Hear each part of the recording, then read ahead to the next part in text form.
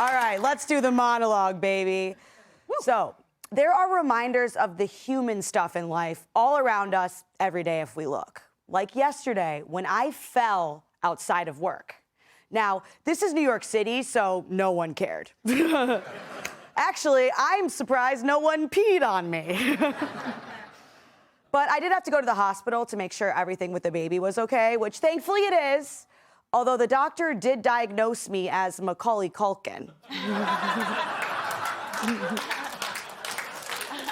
Anyway, it was scary for a bit, and that's the stuff that I'm talking about when I say human stuff. The moments when you realize what really matters. And I do think we should talk about this because we're just 2 days from Thanksgiving, and there's a lot of people who are apparently not celebrating it because of politics.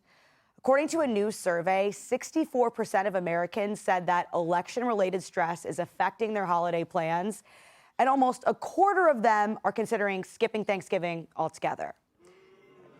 I know. And another survey found that a third of adults who are younger than 30 said they're likely to get into an argument about politics.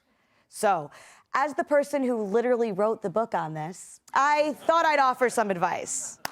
First of all, if you are one of those people who is thinking about either skipping Thanksgiving or ruining it, it's time for you to look at yourself. Because research actually shows that moral outrage is more often rooted in self-interest than it is in altruism. So raging at someone else lets you feel less guilty about how you might be contributing to society's problems without having to actually do anything to solve them. It's why your cousin with the blue hair and several warrants is often with the one with the loudest opinions. Other than your uncle with no hair and even more warrants. I know it can be hard to hear, but you aren't doing any good by screaming at your grandma about the election while you're eating the pie she made you. Plus, a lot of the time, our hatred of other people is really rooted in misunderstanding. There's also research that shows there's a perception gap that hugely overestimates the number of people in the other party who actually hold so-called extreme views. So, if you do end up in one of those touchy conversations, approach it with curiosity instead of with judgment, because there's something you can learn from even your craziest family member. No better way to learn how to hide from the law than from someone who's been there.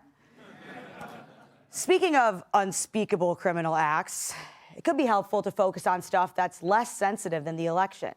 Stuff like the Menendez brothers, or how your aunt seems to be handling menopause so far.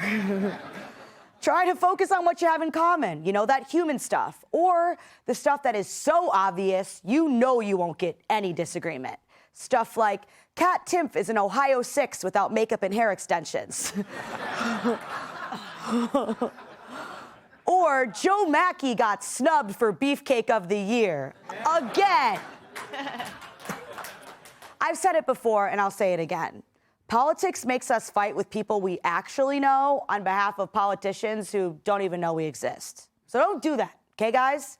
Time with family is way too precious, so just do your best to have fun, get along, and if you're gonna fight with your family, at least make it memorable.